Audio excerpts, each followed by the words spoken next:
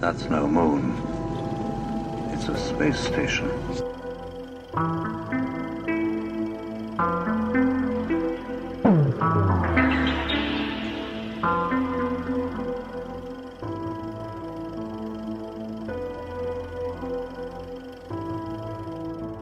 Hey guys, welcome back to the show. A few things before we get started. Our conference is like 5 days away by now, and we can't wait to see everyone there. It is our 4th annual conference in Grafton, Illinois, May 12th through the 15th.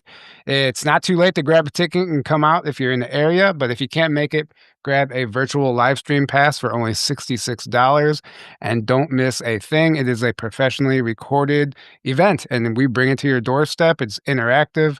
There's a lot of cool features, and it includes a replay, so you don't have to actually be there live watching it. You'll get the replay.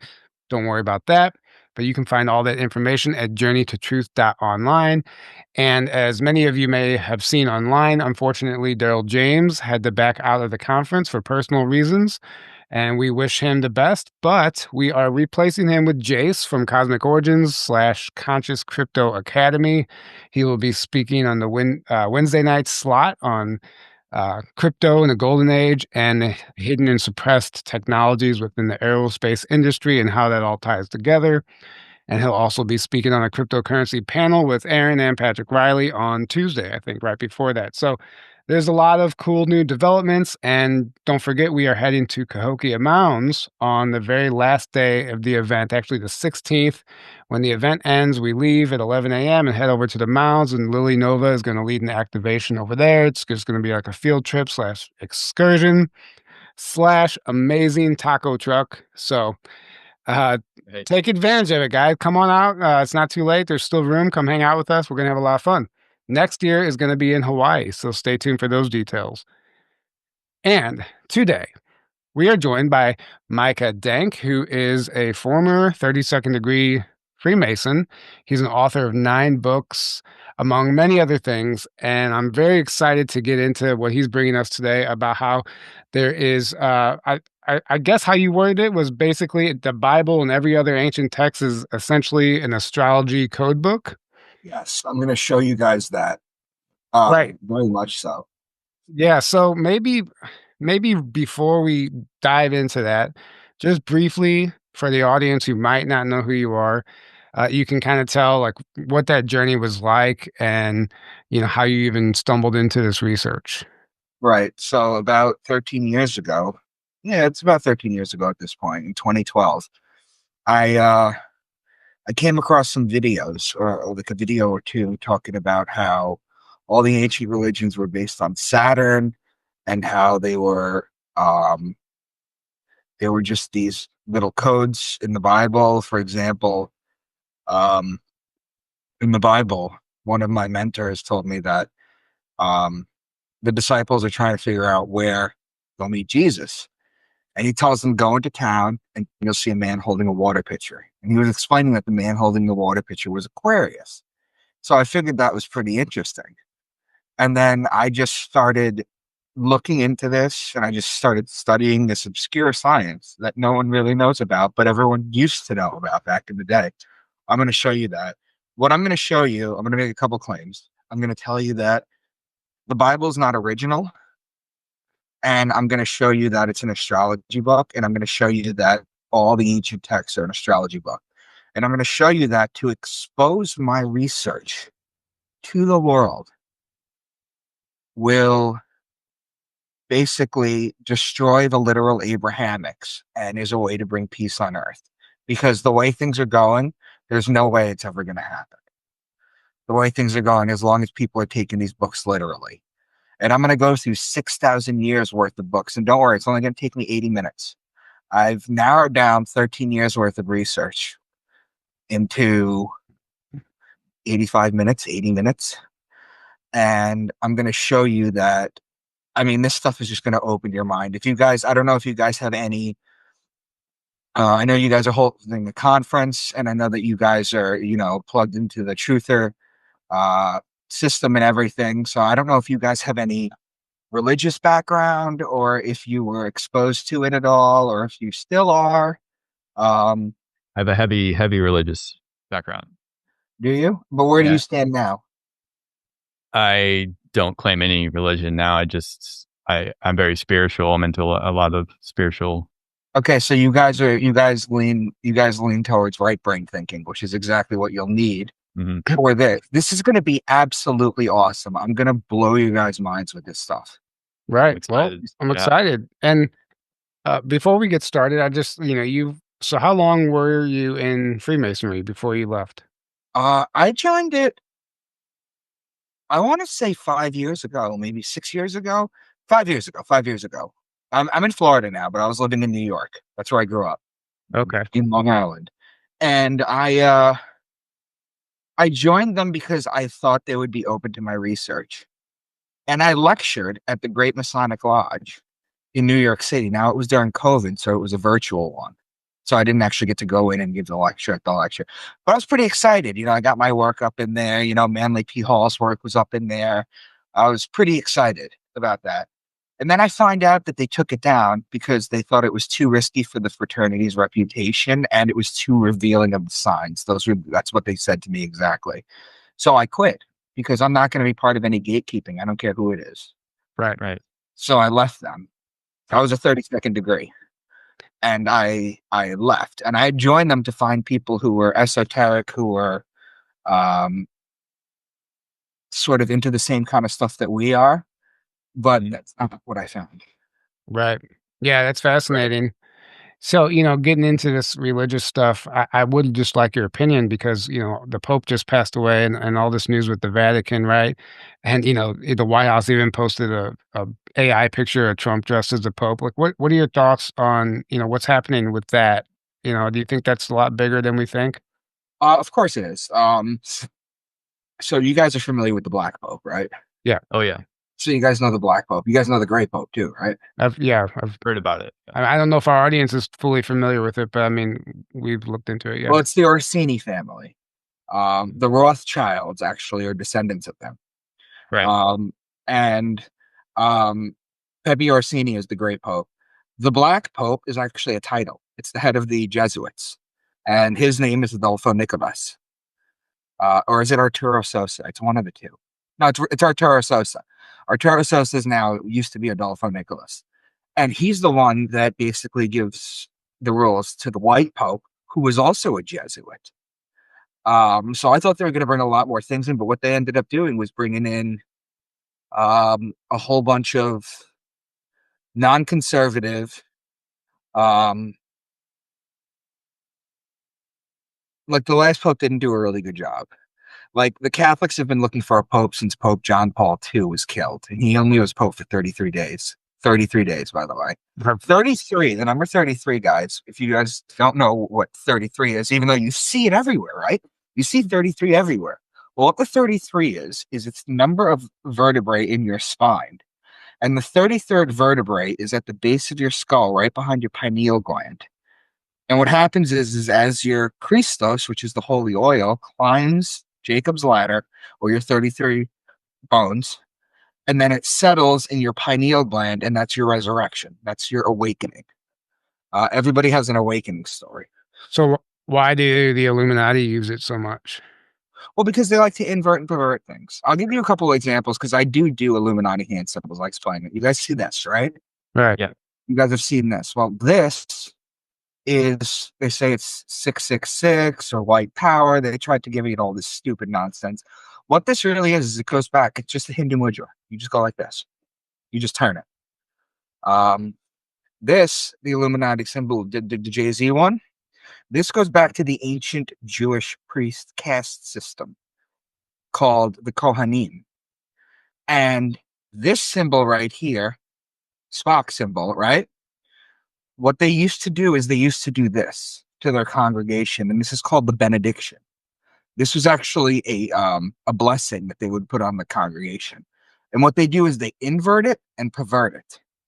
The eye, when they do this, and it's always the left eye if they're not part of the Black Eye Club, but if it's the left eye, what they always do is it's the eye of Horus, which represents the pineal gland. So all this stuff is inverted and perverted. This right here, this is not the devil horns. This, the old Italians, grandmas would do this. This wards off the Maloki. This is actually a saving thing. This is actually to save you. So all these hand symbols are just inversions and perversions. What they do is they take the original meaning. For example, the swastika, right? Right. You think the swastika, everybody's like, oh, it's a Hindu symbol. Or they inverted and perverted. All they did was they mirror imaged it. That's all they did. That's all they did. But the swastika is actually astrology. What happens is if you take the Big Dipper and you rotate it around the Polaris, the North Star, the star that doesn't move, our North Star, during the solstices and the equinox, it forms the swastika. So they used to work this back in the day. That's for my second presentation. I have something else. Let me show you guys my first one. Sure. And really quick, just going back to the Pope at the Vatican. What are your thoughts on why Trump posted that picture? Why the White House? Is that just some? Because he's a clown. He's a clown. He's a troll. And I thought it was hilarious. Right. It Yeah. was hilarious. I thought so too. I mean, like he's just trolling them. I thought, Yeah. I mean, there's a lot that Trump's doing that you could not like right now, but again, that's every president, right? Right. Did you also see the on May the 4th, but where he's like Trump's like buff and he's a Jedi and he's holding a lightsaber? Yeah. There was that one too. It was hilarious. Yeah. I think he's a troll. He's a troll. The whole thing with Canada is hysterical. Right. Canada becoming the 51st state. Right. We're gonna make Canada the 51st state. It's hysterical. Okay. Yeah. I just like, oh yeah, you're not, and then he's like, oh yes, I am, and it's the whole thing is just funny. Gulf of America. Yeah. Right. Yeah. So anyway, let's get into the presentation. I was just curious on what your thoughts were on that, but yeah, it is very interesting. There's some, it seems to be like a change of guard happening, maybe in some capacity. I'm sure there's a whole order of operations on how that's going to play out, but it is, it's nice to see something changing. Things seem to be happening. Right. Positive. Yeah. All right. So you want me to share this then, right? Yeah. Bring it on. Yes. Okay. So this is a visual, guys who are listening. I know you guys have a YouTube. I saw you guys have a pretty large Instagram too. So you just share this with the screen. Yep, we see it. Can the audience see it too? Yeah, they'll be able to see it for sure. Yeah. Okay, good. Okay, so let's just start. This is going to take me about 80 minutes. All right. So this is the Holy Bible, right? The scriptures are, and I want you to understand this. The scriptures are metaphysical, astrological. That's what we're going to go over. I'm going to use my highlighter here to help really accentuate my presentation. Anatomical, alchemical, spiritual, esoteric, and mythology. It's also Gematria, etymology, numerology, symbology, and it's a psychedelic book if you've ever read John Allegro's The Mushroom and the Cross or heard of it. It's the same thing. So it's the 12 holy sciences, like the 12 zodiacs, like the 12 disciples, like the 12 months of the year. It's the same. It's not history, literal, reality, or original. So when I do this presentation, I want you to keep in the back of your mind the fact that I'm only explaining one of the holy sciences that the Bible is, just one. But to give you an example, I'm going to show you a numerology example of the Bible, just to give you an example. Now in John 21:11, so Simon Peter climbed back into the boat and dragged the net ashore. It was full of large fish, 153. But even with so many, the net was not torn. So it's also a numerology book. Now, 153 is a Fibonacci number, for starters.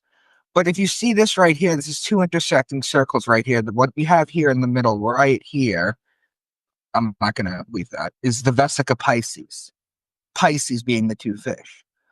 So if you look at this, you're wondering where the two fish are. Well, if I do this, do you guys recognize the symbol? The Jesus fish. There you go. So there's the one fish. And there's the two fish. Okay.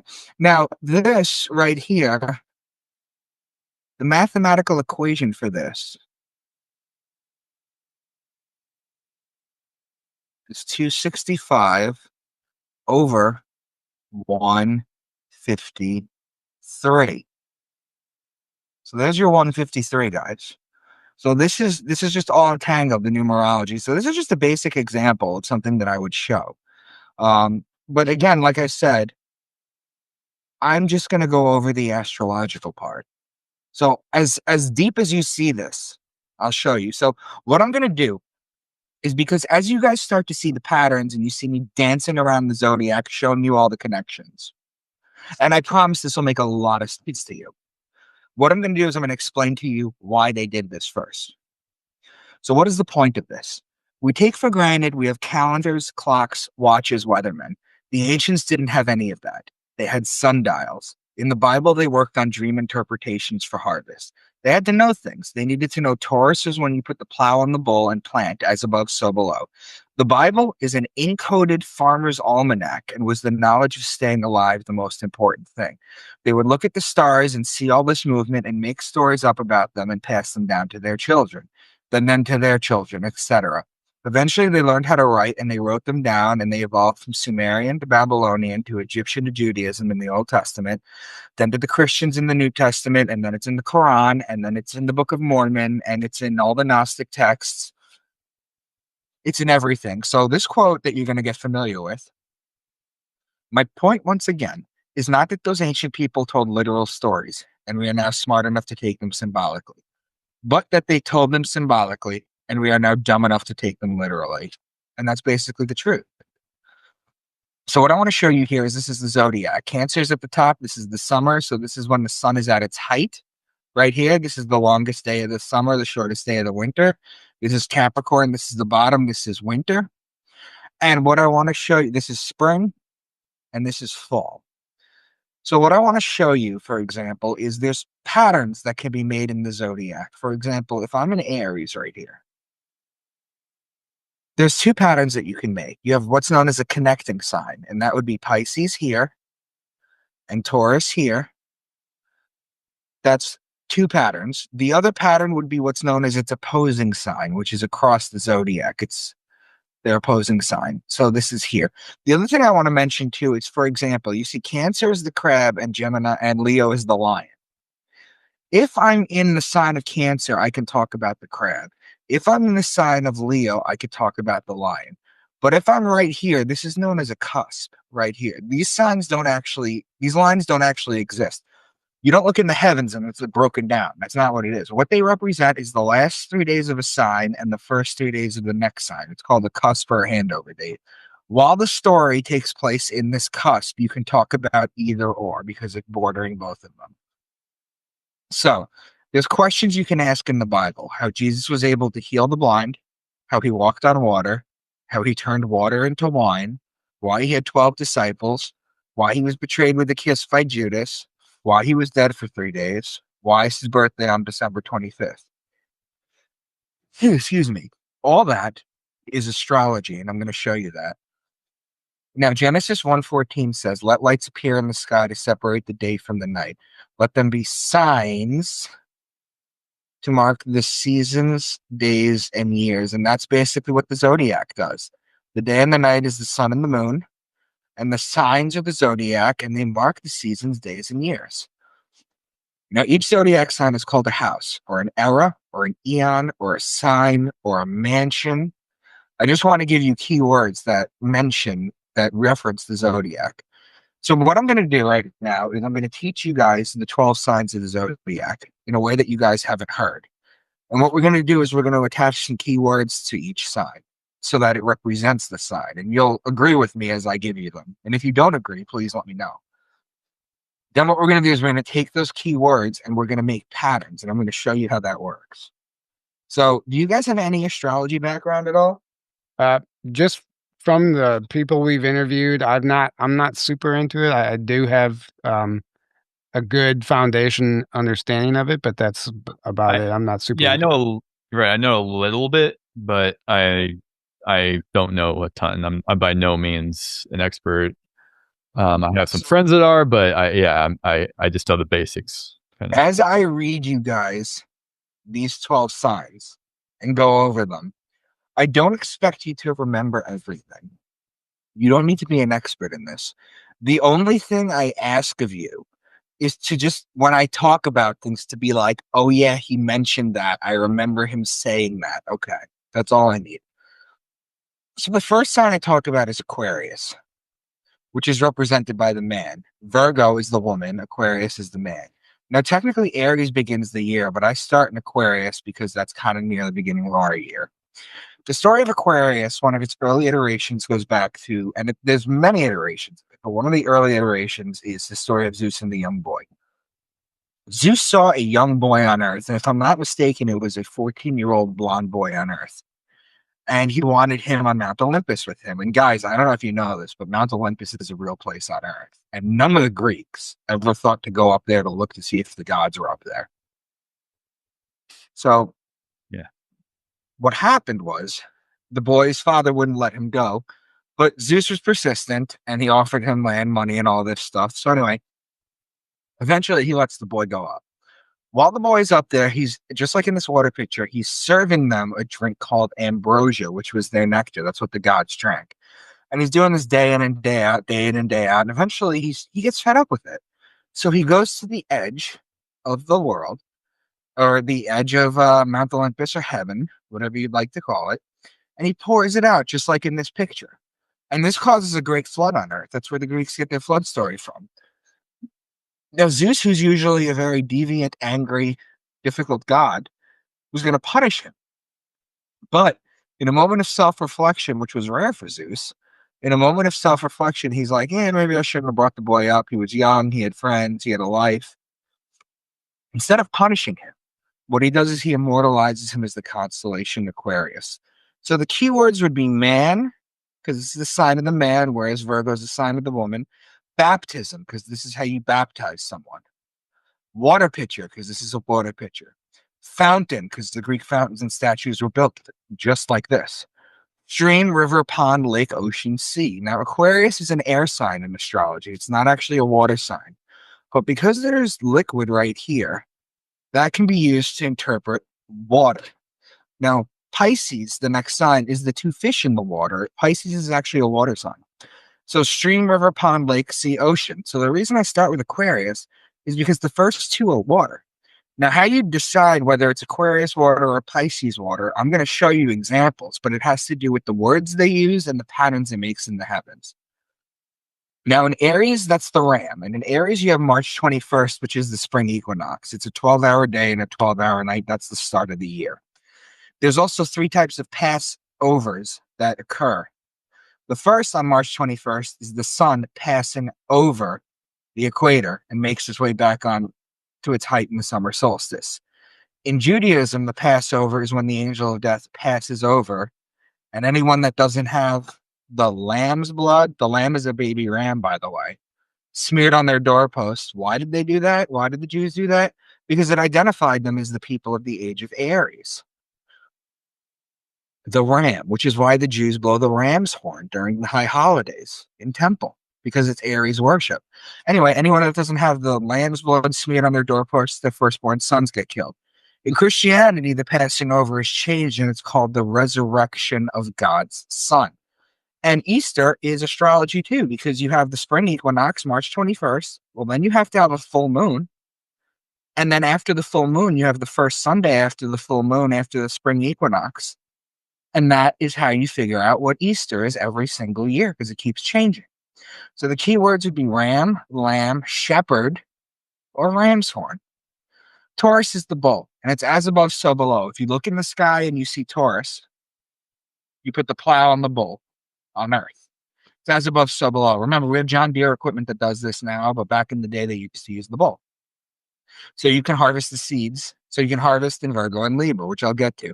So whenever you hear bull, ox, calf, or cow, cow is the female bull, that's Taurus. Gemini is the twins. It's the story of Castor and Pollux Troy, whose sister was Helen of Troy. It's the story of Achilles. This is another Greek story. So whenever you hear twins or brothers, that's Gemini. Cancer is the crab, and the crab in the ancient times was known as the scarab, the beetle. You even get the letters crab out of scarab. Why is Cancer the crab? I'm going to show you. See, this is the December 25th is right here. That's the day the sun's going to rise a degree on its axis. December 26th, another degree. December 27th, another degree. The days are getting longer, the nights are getting shorter. And this little thing that I'm drawing is not to scale. I'm just showing you every day the sun's going to rise a degree every single day till it hits the summer solstice. That's June 21st. That's the longest day of the year, the shortest day of the year. Then what the sun's going to do on June 22nd is it's not going to rise an additional degree or drop a degree.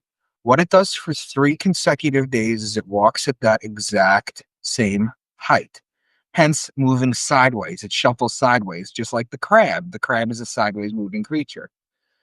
Then on June 25th, it's going to drop a degree. June 26th, it's going to drop a degree. June 27th, it's going to drop a degree. And now the nights are getting longer, the days are getting shorter, and it's going to make the inverse pattern all the way down until the winter solstice, December 21st. December 21st, that's the shortest day of the year, the longest night of the year. The ancients would look out into the sky during this time period on December 21st, and they noticed that the sun didn't even crack the horizon. So they used to say that the sun was dead. And then what's going to happen is for 3 consecutive days, it's going to walk sideways, just like the crab. So God's sun was dead. Now suddenly God's sun's dead for 3 days. We're on December 25th, or the day of the birth of Christ, the day of the birth of all the ancient gods. The sun comes back to life. It's born again, the risen Savior, the light of the world. So that's why Cancer is the crab. Now, Leo is the king. He's the lion. He's the king of the jungle, or the king of the savannah. The ruling planet of Leo is actually the sun. So whenever you're talking about lion, lioness, or cub, you're talking about Leo. Virgo is the woman holding the wheat stalk. So remember before when we said that you plant in Taurus, well, the virgins would go out and cultivate the wheat in Virgo in order to make the bread for the year. So whenever you hear virgin, wheat, grain, seed, barley, corn, all grainy things that were harvested in the northern hemisphere thousands of years ago, in Virgo, wheat harvest, the harvest season, that's Virgo. Now, Libra is the justice. It's the scales, it's the balance, it's the just one. The reason it's the justice is because it judges God's sun as it passes over, or technically passes under, the fall equinox and begins its descent into winter, into cold, into death. The Jews always celebrate the new year around the fall equinox. For example, in 2023, the Jewish New Year was September 15th. That's Virgo. Well, 8 days after the Jewish New Year, and it's always 8 days after the Jewish New Year, there's a holiday for the Jews, and it's called Yom Kippur, which is the Day of Atonement, or the Day of Judgment. Well, 8 days after September 15th is September 23rd. That's the first day of Libra. Of course, the Day of Judgment has to happen in the scales. Absolutely. So all law-related things, law, judge, justice, the just one, divorce, marriage, court. It's also wine and olive season. That's when you press the wine and press the olives in Libra, the wine and the olives. So all law, all wine, and all olives related. Now, Scorpio is the scorpion, and he is the betrayer. When a scorpion attacks you, it leaves an imprint in your skin that looks like a pair of lips. It's why the mafia has the kiss of death, and it's why Jesus was betrayed by Judas with a kiss. So the sun is judged in Libra, and it's betrayed in Scorpio. Finally, in Sagittarius, this is where the bow and the arrow shoot the sun and inflict further punishment on the sun. This is where the sun dies. Why? Because on December 21st, the sun is at its lowest point. It cannot rise any lower. We went over this already. So the day of death is the last day of Sagittarius. That's the first day of winter. So whenever you're talking about horse, bow and arrow, or horseman, that's Sagittarius. And then finally, you have Capricorn, who's the goat. So again, the sun's going to start rising a degree on its axis every single day, December 25th. It starts the climb up what is known as the Great Mountain, or the Zodiac. It's called the Great Mountain in Capricorn. And the reason the goat starts to climb up the mountain is because the goat climbs the mountain better than any animal that's out there. You ever seen a mountain goat, a video of a mountain goat climb? Yep. That's why. So those are the 12 signs. Those are the key words. Now, there's words that are given to Jesus in church that are based off of this. His names that he's given. For example, Capricorn is the goat.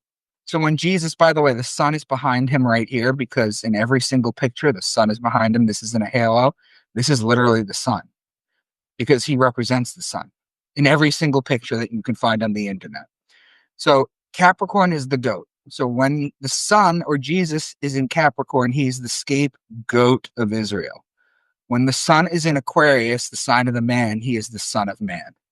When the sun or the Christ is in Pisces, the two fish, he's the fisher of men, and that's why he feeds the masses with two fish. When the sun is in the ram in Aries, he is known as the Lamb of God or the Good Shepherd. Cancer, the scarab, the beetle, St. Augustine calls Jesus the good beetle. When the sun is in Leo, the lion, he is the Lion of Judah. The lady holding the stalk of wheat, Virgo, he is born of a virgin, and he is called the bread of life. Libra is the scales of justice. He is known as the just one. I mean, these are all names for Jesus in church that are all based off astrology. And then he's betrayed in Scorpio. He dies in Sagittarius on December 21st. And it's also why he's worshipped on the sun day. So now, based off of that, let me start with some scripture. Deuteronomy 32. He gave them honey from the cliffs and olive oil from the rocky ground. He gave his people butter from the herd and milk from the flock. He gave them lambs and goats. They had the best rams made from Bashan and the finest wheat. They drank the best wine made from the juice of red grapes. But Jeshurun became fat and kicked like a bull. So let's start with this. Honey. Right here in Cancer, there's a tightly knit group of stars called the Beehive Cluster. So that's where the honey comes from. The Beehive Cluster, earlier than that, used to be called the Manger. Now, this right here is your first day of summer. So we know that olives are crushed in Libra. The milk from the flock comes from right here in Sagittarius. The last day, that's the first day of winter, in Sagittarius, the center of the Milky Way galaxy. So you have the milk and the honey here. First day of summer, all the way to the first day of winter, is your land of milk and honey. It's not a place on earth. The lambs are Aries, the goat is Capricorn, the ram is Aries, the fine wheat, the lady with the wheat stalk, Virgo, the wine and the red grapes are Libra, and the bull is Taurus. There's 10 signs here. So based off of that, let me show you how you use the zodiac wheel to start telling a story. Mount of Olives. Jesus led his disciples to the Mount of Olives. So olives, after his last Passover, so that he could teach them a few more things, pray, then wait for Judas to betray him. While walking to the Mount of Olive, he gave the parable of the true vine. So Passover takes place here in Aries. Well, right after that, they walk to the Mount of Olives. Well, the olives are in Libra. That's the opposing sign. So you're in Libra now. While you're in Libra, you're waiting for the betrayer, Judas, to betray him. Well, Scorpio's the betrayer. That's the next sign over. So that's 1, 2 patterns. But you're not in Scorpio yet because he said he's waiting for the betrayer. So you got to check the words. He's still in Libra. And while he's Libra, which is law, wine, and oil, remember, he gives the parable of the true vine, which has to do with grapes, which has to do with the wine. So that's just a very rudimentary sign or example. Revelation 4:7. The first living creature was like a lion. The second was like an ox. The third had a face like a man. The fourth was like a flying eagle. The first living creature was like a lion. That's Leo. The second was like an ox. That's Taurus. The third had a face like a man. That's Aquarius. The fourth was like a flying eagle. In astrology, the scorpion is the belly-crawling creature. It's the lowest form of life on Earth. To slither on your belly, to crawl on your belly is the low form of life on Earth. It's a punishment. The first thing God does in the Garden of Eden after the deception with the snake and the apple, I mean, they never said it was an apple, but regardless of the fact, after the deception, he doesn't kick them out right away. The first thing he does is he takes the legs away from the snake so that it has to slither. In Mexico, during Santa de la Muerte, the men dress up in suits, get real nice, get on their hands and knees and their bellies, and they crawl to church. Now, the scorpion is the lowest form of life on Earth, but its evolved form, which is also known as the ascendant, is the eagle. The eagle is the highest flying form of life on Earth, so that's how it evolves. So the eagle is actually Scorpio. Now, Scorpio evolves 8 times in total in astrology. It's irrelevant for this presentation, but after the eagle, it becomes the phoenix. And the phoenix is the same story of Christ, the same story of the sun. It's the story of a flaming ball of life that dies and comes back to life from its ashes. That also evolves into the dove. There's other evolutions of it, but it's irrelevant for this. So Leo, Taurus, Aquarius, and Scorpio are the 4 fixed signs of the zodiac. So what are the fixed signs of the zodiac? Well, you have 12 zodiac signs and you have 4 seasons. So you have 3 signs in each season. So this is a season right here, these 3. Then these 3 is a season. Then these 3 is a season. Then these 3 is a season. So what I want to show you is just this example right here. This right here that I'm making the cross of God's son that he carries to his death. This is known as the cardinal signs. That's why there's cardinals in church. If I were astrologically, I could break a sign down into 3 10-day segments called deacons. That's why you have deacons and cardinals in church, because it's astrology. Now, this is the cardinal sign. This is the fixed sign. And this is the mutable sign, the water sign that takes you out of the sign. The reason they're called the fixed signs is because Taurus and Scorpio are fixed in their season. Leo and Aquarius are fixed in their season too. They're smushed in the middle of the 2 other signs.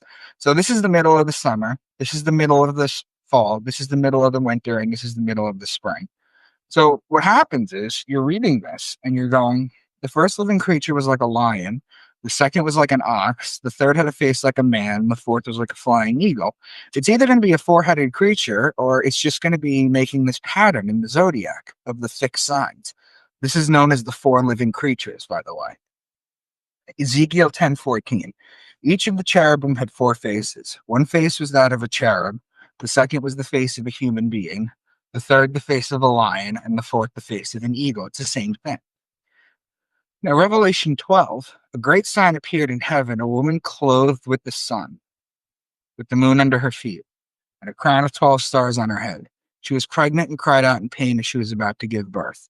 Then another sign appeared in heaven, an enormous red dragon with 7 heads and 10 horns and 7 crowns on its heads. Its tail swept a third of the stars out of the sky, and flung them to earth. So, a woman clothed with the sun is the sun clothed in Virgo. It's just a metaphor for the sun being in Virgo. If the sun is in Virgo, the moon will be at her feet. So check this out. This is also a clock. There's 24-hour a day in a clock, and there's 12 zodiac signs. So this right here is midnight to 2. This is 2 to 4, 4 to 6, 6 to 8, 8 to 10, 10 to 12, 12 to 2, 2 to 4, 4 to 6. We're talking about Virgo. So that's between 4 and 6 p.m. Well, if it's between 4 and 6 p.m., the sun is still out. So if the sun is out, the moon technically, metaphorically, is at her feet. Not literally, but when the moon is up, the sun is down. When the sun is up, the moon is down. So these are just metaphors. Then another sign appeared in heaven, an enormous dragon. Its tail, which I'm highlighting right here, swept a third of the stars out of the sky and flung them to earth. Well, there's a constellation called Draco, which is the dragon.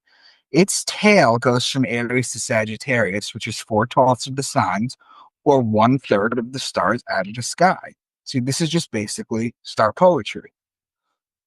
Now, if I'm showing you Matthew 10:16, behold, I send you forth as sheep in the midst of wolves. So the sheep are Aries right here.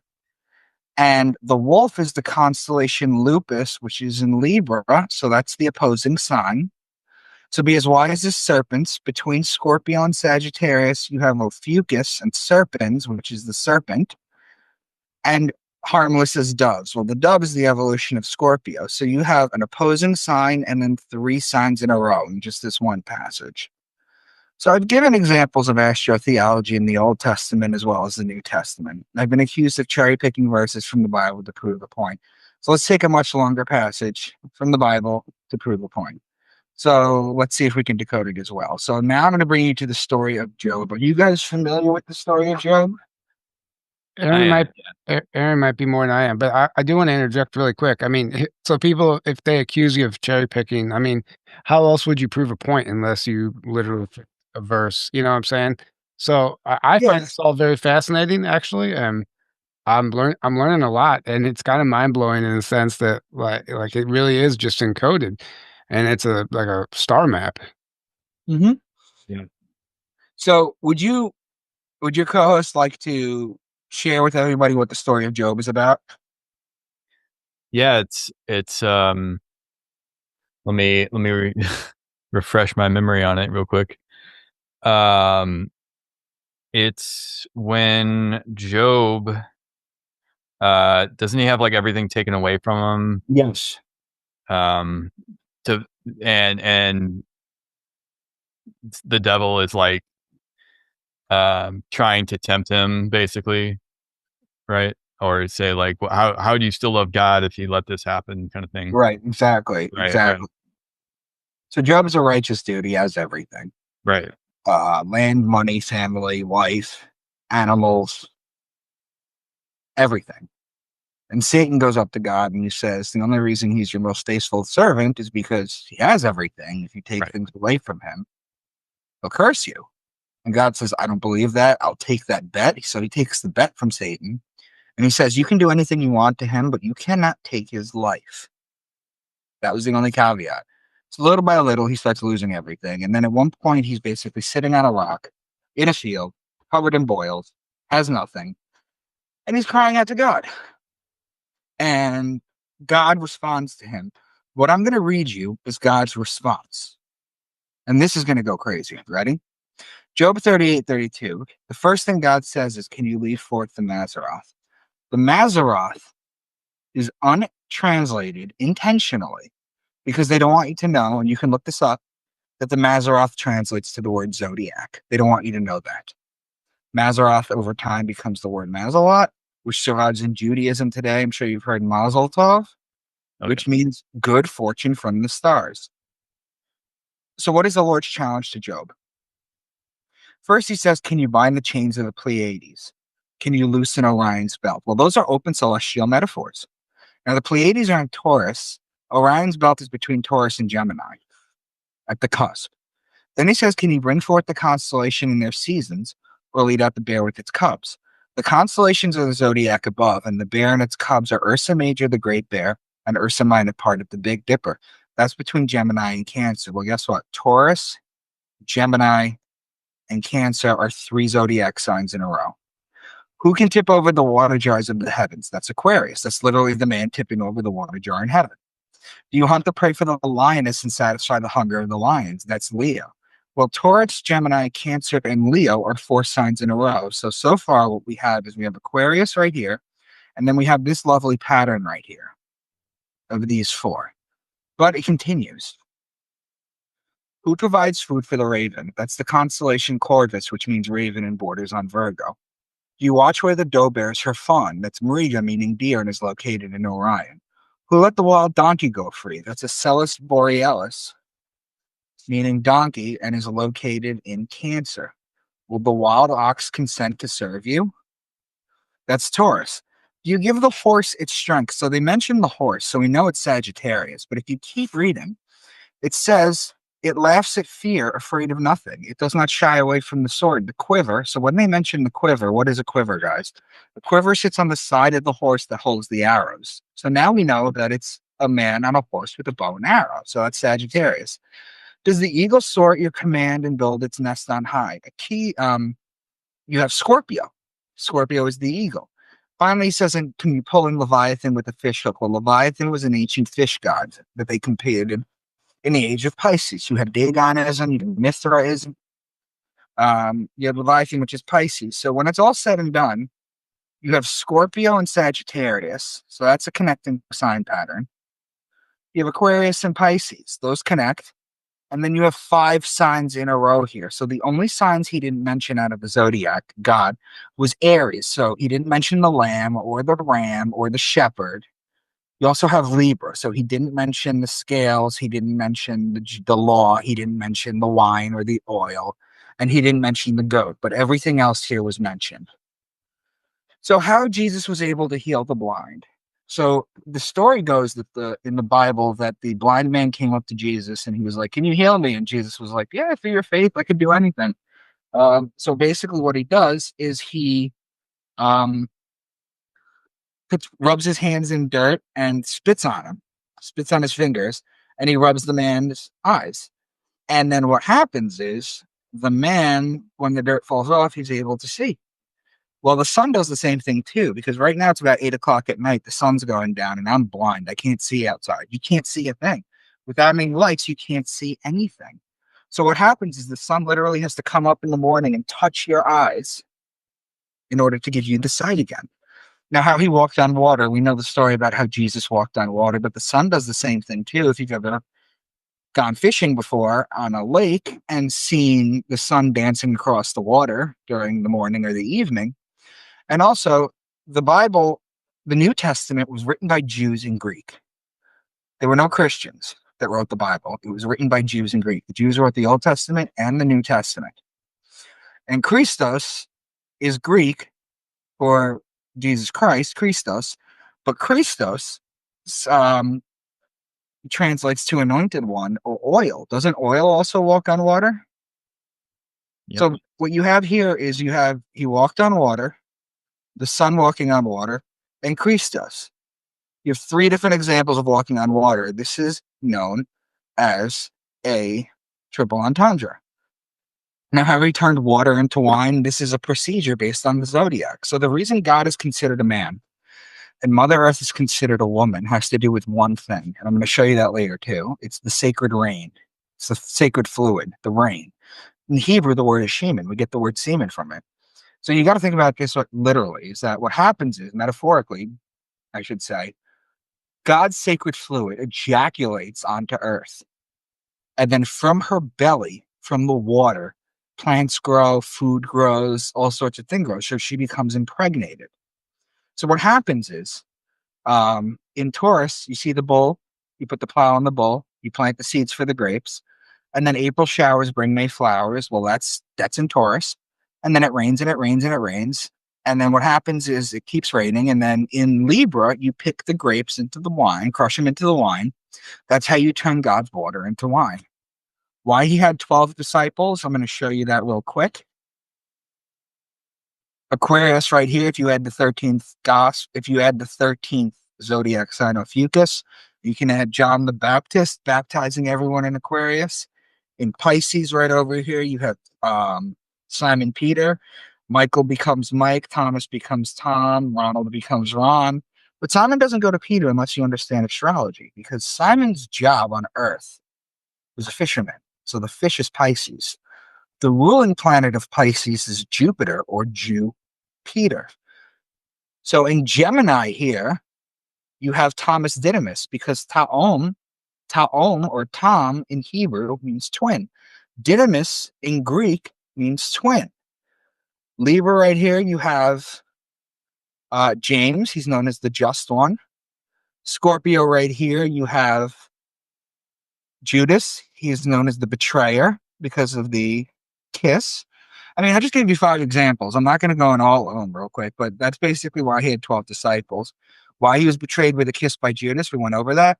Why he was dead for 3 days, we went over that. Why is his birthday on December 25th, we went over that. It's all astrology. So now this science only works for people in the Northern Hemisphere, and there's a reason for that.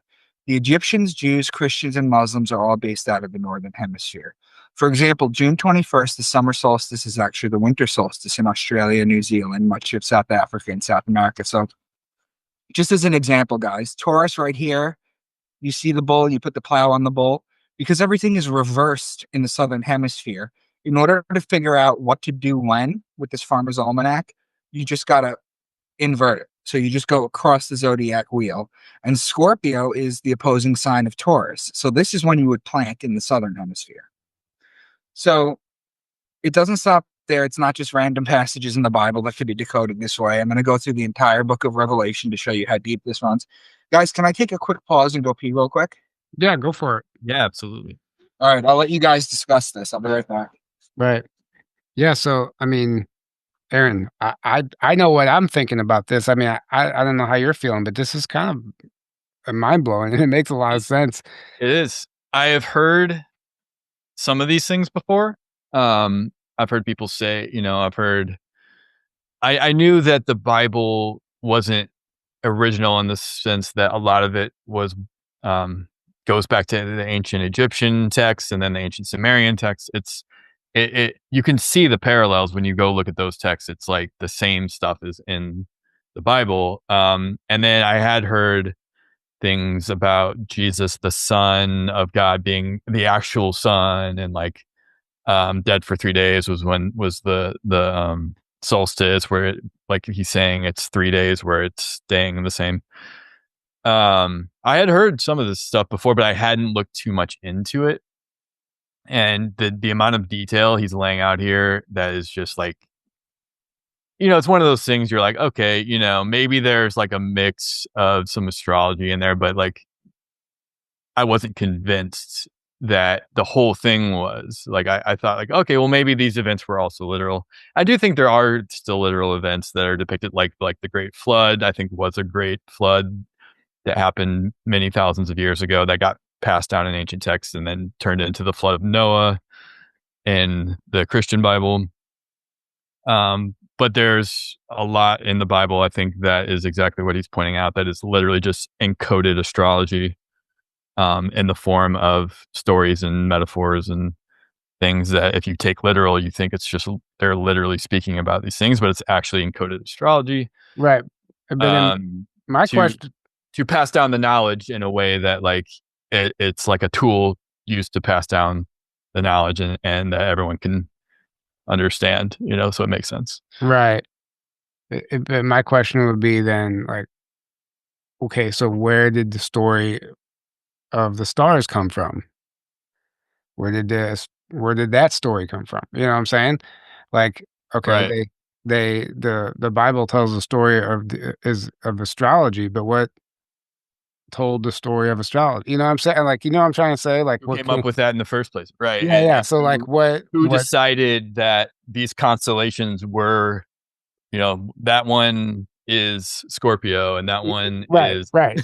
a So, ram and that one is a lion. right. So there's a much bigger question there too, but like obviously, That's Orion's belt, right? but if you think of this as like an intelligently designed, engineered masterpiece, like this is like the amount of Right. the Well, amount of intelligence it would take to even like piece this together and write this book as in such a metaphorical way to tell the story of astrology, like it's kind of amazing. right.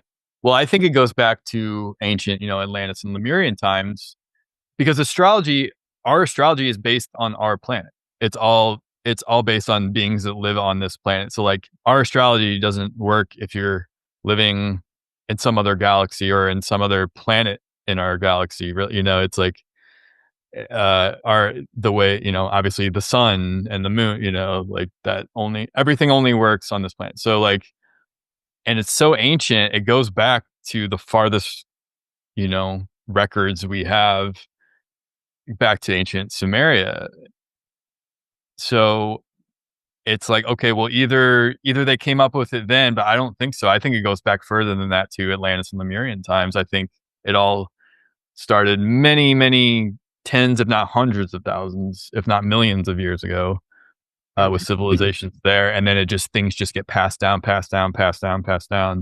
Right. until it gets distorted over time. It gets more and more, you get different branches off of it, and like eventually it turns into different religions that we have now and these different interpretations of it and different ancient writings that are like interpretations of it, and many of it done intentionally to hide the actual truth, which is why now we have secret societies and that's what the mystery schools were back, like the ancient Egyptian mystery schools, and then that turned into eventually the Knights Templar and the secret societies and Freemasons, and now it's like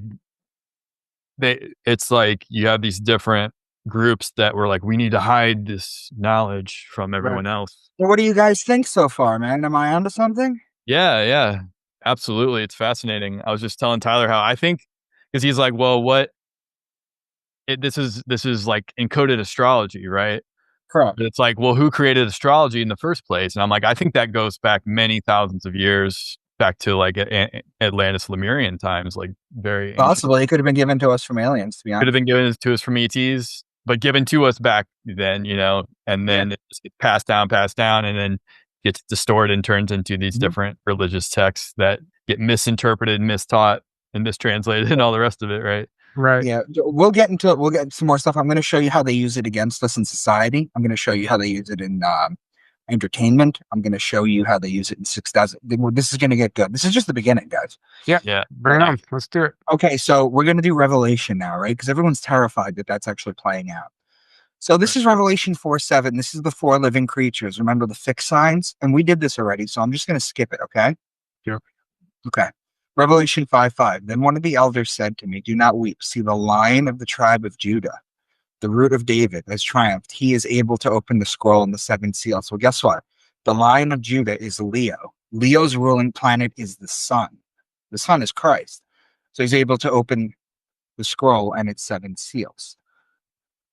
Revelation 6:1. I watched as the Lamb, that's Aries, open the first of the 7 seals. Of course, the Lamb has to open the first of the 7 seals in Aries because Aries begins the beginning of the year. So Aries is the beginning. So of course the Lamb has to open the beginning. Then I heard one of the 4 living creatures, the fixed signs, say in a voice like thunder, "Come." It's interesting because in Hebrew, the word for thunder translates to voices. So when they used to hear thunder, like for example, on Moses on the Mount Sinai, they used to think God was talking to them when they heard thunder. Revelation 6:2. I looked, and there before me was a white horse. Its rider held a bow. Who's the rider on the horse with the bow? That's Sagittarius. Then I heard what sounded like a voice among the 4 living creatures, the fixed signs again, saying 2 pounds of wheat for a day's wages and 6 pounds of barley, the bread and the beer, that's Virgo, and do not damage the oil and the wine. Well, that's Libra. Well, Virgo and Libra are connecting signs, so there's 2 examples in each. Revelation 6:12. I watched as he opened the 6th seal. It was a great earthquake. The sun turned black like a sackcloth made of goat hair. The whole moon turned blood red. So they mentioned the goat and the moon right away. Well, the goat is Capricorn down here. And its opposing sign is Cancer right here, the crab. Well, the ruling planet of Cancer is the moon. So that's why they basically encoded them both in there. You have to understand astrology and able to read this. Revelation 7:4. I'm sure you guys have heard this a lot. The 144,000. Mm-hmm. Then I heard the number of those who were sealed, 144,000 from all the tribes of Israel. The Jehovah's Witnesses believe that only 144,000 people get to go to heaven. Right. They're predetermined. So it doesn't matter what you do on earth. You're either going or you're not. Only 144,000 people get to go see God. But I'm going to show you how, based on the East, everyone's able to go see God. So check this out. There are 7 chakras. The root has 4 petals. The sacral has 6. The solar plexus has 10. The heart has 12. And the throat has 16, which equals 48. The third eye chakra is represented by 96 and only has 2 petals because it's 2 times as powerful as the lower chakra. So 48 times 2 is 96. The crown chakra is 1,000 times more powerful than the lower 6 chakras. When you add the lower 6, you get 96 plus 48, it's 144. You times that by 1,000 and you get your 144,000. What they're trying to tell you is when you've activated all your chakras, including your crown chakra and your pineal chakra, that is when you get to go see God. So everyone can do it. Mm-hmm. Revelation 9:3. And out of the smoke, locusts came down on the earth and were given powers like that of scorpions on men. So we're going to see in about 5 minutes when I get into the book of Matthew that locusts are actually a food source, but they were given the power of scorpion. Well, what is the scorpion's power? Well, I told you earlier that the scorpion betrays. That's what it does. Well, so if the scorpion betrays, how does the locust betray? Well, a little bit is a food source, but if you have too many, it becomes a plague. That's the betrayal. Now, the locusts looked like horses, that's Sagittarius, prepared for battle. On their heads, they wore something like crowns of gold. So that's the sun in Sagittarius. The sun is gold. And their faces resembled human faces. That's Aquarius and Virgo. The hair was like a woman's hair. That's Virgo. And their teeth were like a lion's teeth. That's Leo. They had tails with stingers like scorpions. That's Scorpio. So the sun is in Sagittarius. Then you have Virgo and Leo. Virgo and Leo are connecting signs. Sagittarius and Scorpio are connecting signs. Now, this is Revelation 12. This is the great dragon. We did this again, so I'm going to skip that. Then this short sentence, the beast I saw resembled a leopard, but he had feet like those of a bear and a mouth like that of a lion. There's a constellation that I'm just getting to right now called Camelopardalis. It's broken down into two words, Camelos and Pardalis.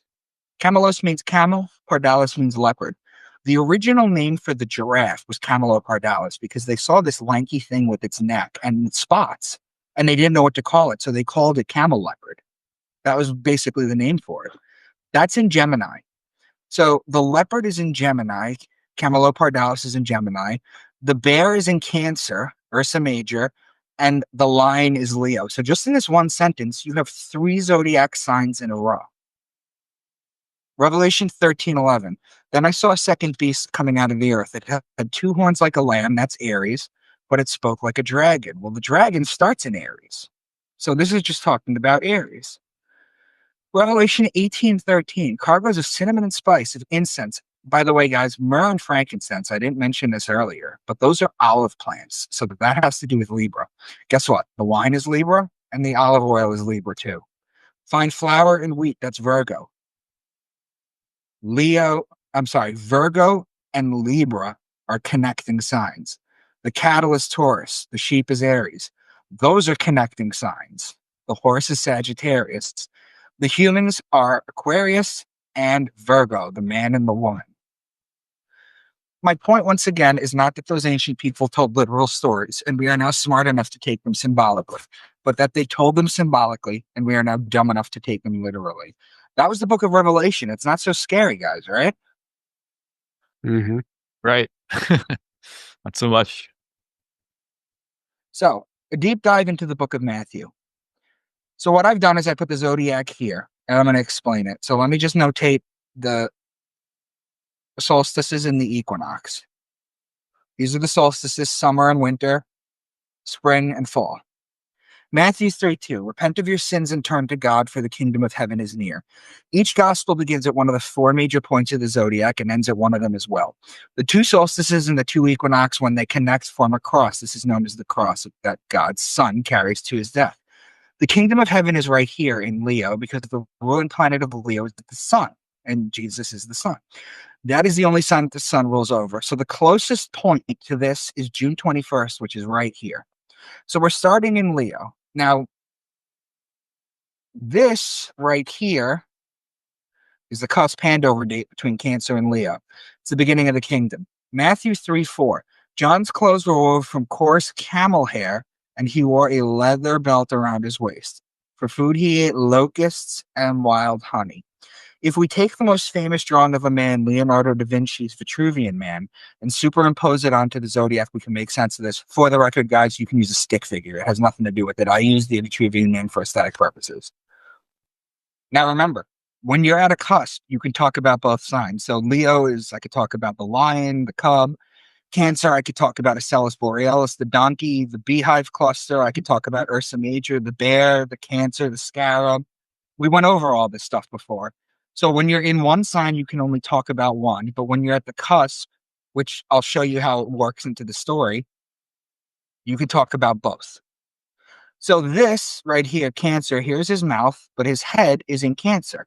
The beehive cluster is in Cancer. So that's why he's eating the honey. Now, in Leviticus 11, what's clean and unclean to eat, all flying insects that walk on all fours are to be regarded as unclean by you. There are, however, some flying insects that walk on all fours that you may eat. Those that have jointed legs for hopping on the ground. Of those, you may eat any kind of locust. So there's the food that I was talking to you about a couple minutes ago.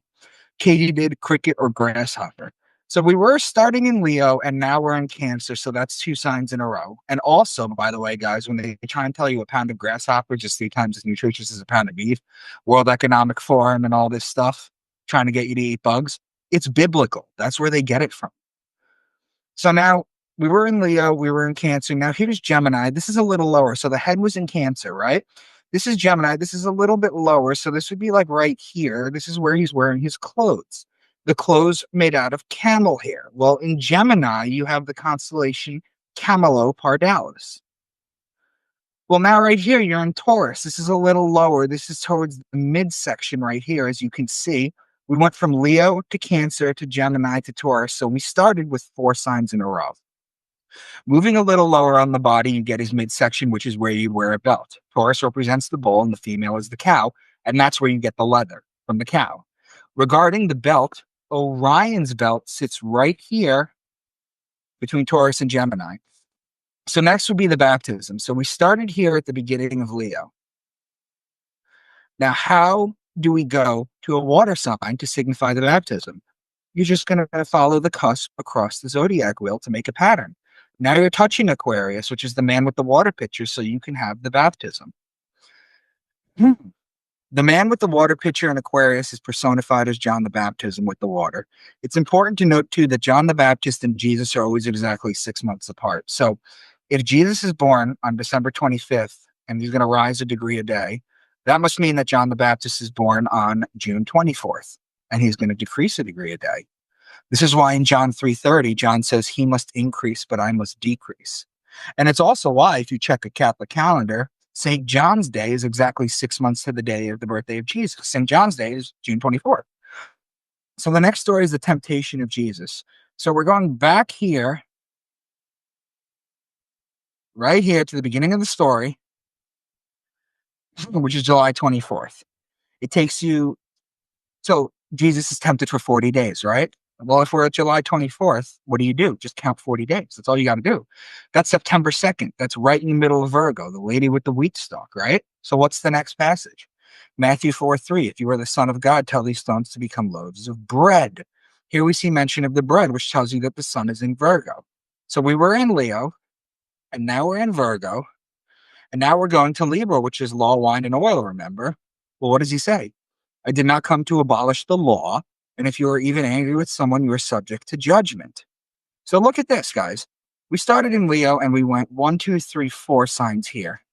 Then we went 5, 6, 7. So the story starts with 7 signs in a row. That's how this works. Matthew 7, 15, and 16. Beware of false prophets who come disguised as harmless sheep. That's Aries right here. And can you pick grapes from the thorn bushes? The grapes are in Libra right here. Once again, there are opposing signs. Moving along, Matthew 13. Late in the same day, Jesus left the house and sat beside the lake. So he's walking down the zodiac, and he sits beside the lake. He sets up shop right here at this cusp. Why? Because look at the words. They said he sits beside the lake. If he was in the lake, he'd be in one of these 2 water signs, Pisces or Aquarius, but he's not. He's beside the lake. So he's right here. Now, its cross sign is the cusp of Leo and Virgo. So you're touching Virgo, which is the lady with the wheat stalk, right? So what are the next parables? It's the wheat and the weeds, the mustard seed, and the yeast. So all you got to do now is come back down here. So you're touching Pisces, so you can do the fishing net parable. It's just a keyword cipher that they use to basically make this that has to do with the zodiac. Gemini is the sign of 2 men, technically twins. However, there's just a short mention of brothers in the next passage. He's just the carpenter's son, and we know Mary, his mother, and his brothers, James, Joseph, Simon, and Judas. This ends right here. How do we know? Well, because if you follow this across, this is the last day of Sagittarius. This is the day of death. This is December 21st. What's the very next story, guys, from this? It's the death of John the Baptist. As I've mentioned previously, death comes at the end of Sagittarius. So I'm just going to pause Scripture for 2 seconds, and I'm just going to show you how Scripture is written. Let's take this sentence, which sounds like it could be in the Bible, but isn't. If I say to you, the rulers were divided between war and love, it split the land in half. You could read that as a literal translation. Or, the ruling planet of Aries right here is Mars, who's the god of war. The ruling planet of Libra right here is Venus, who's the goddess of love. There's your war and love, and it splits the land in half. That's how Scripture is basically written. Now, Matthew 14, 17, and 32. But we only have 5 loaves of bread, that's Virgo right here, and 2 fish. Well, Pisces is literally 2 fish, and they're opposing signs. This is the cross of God's Son. We were just in Virgo with the bread, and the fish, the bread. And now next is Libra, which is law, wine, and oil, remember? So what stories do we get now? The story of the temple tax, that's law. The unforgiving debtor, that's law. Divorce and marriage, that's law. And the parable of the vineyard worker, that's wine. Also, Virgo and Libra are two connecting signs. Then next is Scorpio. This is where Judas betrays Jesus with the kiss. So you have 3 signs in a row. And then Jesus is killed the last day of Sagittarius. So you close with 4 signs in a row. That's the Gospel of Matthew, guys. Astrology is a language. If you understand this language, the sky speaks to you. So are you starting to see the great implication that I've made so far with all of this? This means that I'm just going to say at the very, very, very least, okay, at the very, very, very least, the Bible is not meant to be taken literally. Now, let me read this to you one more time, guys, because this might make a little bit more sense now. What is the point of this? We take for granted we have calendars, clocks, watches, weathermen. The ancients didn't have any of that. They had sundials. In the Bible, they worked on dream interpretations for harvest. They had to know things. They needed to know Taurus is when you put the plow on the bull and plant as above, so below. The Bible is an encoded farmer's almanac and was the knowledge of staying alive, the most important thing. They would look at the stars and see all this movement and make stories up about them and pass them down to their children, then them to their children, etc. Eventually, they learned how to write and they wrote them down as they evolved from Sumerian to Babylonian to Egyptian to Judaism.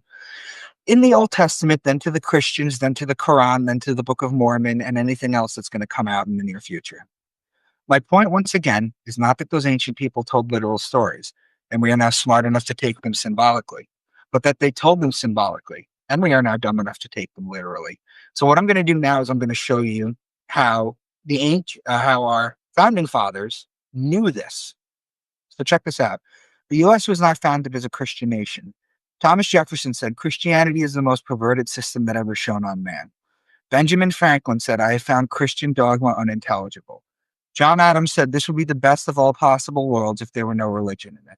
George Washington said, the Constitution is the guide which I will never abandon. But it goes on.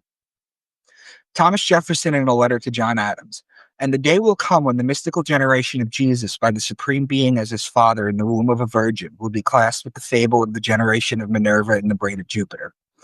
What influence, in fact, have Christian ecclesiastical establishments had on civil society? In many instances, they have been upholding the thrones of political tyranny. In no instance have they been sent as the guardians of the liberties of the people. That's James Madison. The purpose of separation of church and state is to keep forever from these shores the ceaseless strife that has soaked the soil of Europe in blood for centuries. That's James Madison. And then this is Thomas Paine, guys, 250 years ago. The Christian religion is a parody on the worship of the sun, in which they put a man called Christ in the place of the sun and pay them the adoration originally paid to the sun. Why did he know that? And we don't know that now. Now, look at this, guys. Why do they always crash the stock market in Libra? Look at this. Panic of 1907, October 1907, Teddy Roosevelt, Republican. Wall Street crash of 1929, October 24th, 1929. That's the handover date to Scorpio, by the way, from Libra. Herbert Hoover, Republican. Black Monday, October 19th, 1987, Ronald Reagan, Republican. Friday the 14th mini crash, October 13th, 1989, George H.W. Bush, Republican. Stock market downturn of 2002, October 9th, 2002, George W. Bush, Republican. 10% in most of the world's indices drop, October 24th, 2008. That's another handover date. George W. Bush, Republican. If I were a betting man, I would say they manufacture these. And do you know why they do it in Libra? It's because it's the judge. We're being judged. It's the scales, the balance. The judge, the reset. So if I was a betting man, I would think that if they can't get Donald Trump to stop doing what they're going to do right now, then Aladdin, which is BlackRock's AI, is going to force a stock market crash in Libra because they're all Republicans and it's always in October. Have you noticed that? Interesting. That's interesting. I Yeah. have not noticed that, but you just painted a very clear picture. Right? So check this out. This is why I can't get any religious person to talk to me. Roman Catholic. I wonder why. What's up? I wonder why. Right. Right? Roman Catholic Catechism 2116. All forms of divination are to be rejected, recourse to Satan or demons, conjuring up the dead or other practices falsely supposed to unveil the future, consulting horoscopes, astrology, palm reading, interpretation of omens and lots, the phenomena of clairvoyance, and recourse to mediums all conceal a desire for power over time, history, and in the last analysis, other human beings, as well as a wish to conciliate hidden powers. They contradict the honor, respect, and loving fear that you owe God alone. Would you guys agree that I've shown that there's astrology in these books? Yeah, I mean, it's 100%. So why would the Roman Catholic Church tell you astrology is evil? They don't want you to know that to invert it. Oh, yeah. because they want you to take it literally. They don't want you to know any of the stuff. Right. So just want to point that out. Now check this out, guys. Do you guys remember this movie? Oh, yeah. Oh, yeah. Well, do you remember Nicolas Cage, what his characters' names were? No. I don't. They were Castor and Pollux Troy. Who's Castor and Pollux Troy? Enlighten us. Gemini. That's the name of Castor of Gemini. Castor and Pollux Troy. Well, guess what? What is John Travolta's name? That's Sean Archer. Well, the Archer is right here. It's opposing sign in Sagittarius. So they know this. There are a ton of characters in Harry Potter that are named after stars or constellation. You have Draco Malfoy, Pollux Black, Sirius Black, Andromeda Black, Regulus Black, Arcturus Black, Cassiopeia Black, Orion Black, and Cygnus Black. Algol is the demon star. It's fixed in Taurus. Has a long history of evil attached to it. In Batman Begins, the evil's character's name is literally Ra's al Ghul, which he gets from Algol. So they know this. Remember the Cranberries video, Zombie? Oh, Yeah. 1990 song video for the Cranberry Zombie. Here's Dolores O'Riordan, is painted gold, and her head dressing right here represents the rays of the sun. Much like Jesus in the Crown of Thorns. But is it that? Well, look at this. She's painted gold, and in the next scene, you have the sun on the cross, and here's Sagittarius right here ready to take her out. So they know this. They put this. So if you don't know by now the Bible is not original, you still might have doubts. Here is 6,000 years of ancient holy texts, going from 5 Sumerian tablets, the Babylonian Enuma Elish, the Code of Hammurabi, which is where the Jews get their punishment and code of ethics from, to the Egyptian Book of the Dead, to the Gnostic texts, to all of them, to the Quran, to the Book of Mormon. I'm still right now working on the Apocrypha, the Ethiopian Bible, and the Colburn Bible, but it's all the same. And it's all on my website and in my books too. The Epic of Gilgamesh. May the bear mourn you, the hyena, the panther, the leopard, deer, jackal, lion, wild bull, gazelle. May the rivers Ulaya and Euphrates mourn you, whose sacred waters we offered to the gods. May the young men of the great walled Uruk mourn you, who cheered when we slaughtered the bull of heaven. Guys, the bull of heaven, it's obviously Taurus. May the farmer mourn you, who praised you to the sky in his harvest song. May the shepherd mourn you, who brought you milk. May the brewer mourn you, who made you fine beer. May Ishtar's priestess mourn you, who massaged you with sweet-smelling oil. May the wedding guests mourn you like their own brother. The bear is Ursa Major, the great bear, Gemini, and Cancer. The leopard is Camelopardalis. Mariga is the deer and is located in Orion, which is between Taurus and Gemini. Lion is Leo. The wild bull is Taurus. The rivers are Pisces, the water sign that signifies the water. The bull of heaven is Taurus. The shepherd is Aries, as previously mentioned. The milk comes from the Milky Way galaxy, whose centers in Sagittarius. The brewer and the fine beer is from barley, which is harvested in Virgo. Ishtar's priestess is Virgo the woman. The sweet-smelling oil is the oil from Libra. The mourning like their own brothers is Gemini, the brothers. So guys, in the Epic of Gilgamesh, in this one passage that I just pulled, the only 2 signs that are missing are the scorpion and the goat. But you have 10 of the 12 there. Astrotheology and Enki in the world order. Father Enki engendered by a bull, begotten by a wild bull, a great dragon who stands in Eridug, a grove of vines extending over the land, where stags are born, where wild goats are born in meadows.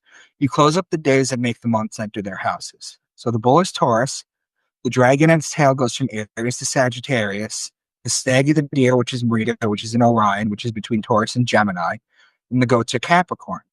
So guys, in this little section right here, we have Gemini, Taurus, Aries, Pisces, Aquarius, Capricorn, and Sagittarius. 7 signs in a row. Enki and Nirhusaja. In Dilmun, the raven was not yet cawing, the partridge not cackling, the lion did not slay, the wolf was not carrying off lambs, the dog had not been taught to make kids curl up, The raven is the constellation Corvus, which means raven and borders Virgo. The lion is Leo. These two are connecting signs. The wolf is the constellation Lupus, which borders Libra. That's 3 signs in a row. The lamb is Aries, which is the wolf's opposing sign. The dog is Canis Major, which is 11 stars in Cancer. Cancer, Leo, Virgo, Libra. 4 signs in a row. In Nama's descent to the netherworld, she took the 7 divine powers. She had placed twin egg-shaped beads on her breast. After 3 days and 3 nights had passed, and the other the life-giving water. They will offer you a river full of water. They will offer you a field with its grain. They eat no fish. The 7 of them poured the milk. They would not let the shepherd play the pipe. He turned his feet to snake's feet, in the beer house and the tavern. So the 7 divine powers are the 7 sisters of the Pleiades. That's in Taurus. The twin is Gemini. Those are connecting signs. The life-giving water is Aquarius. The river full of water is Pisces.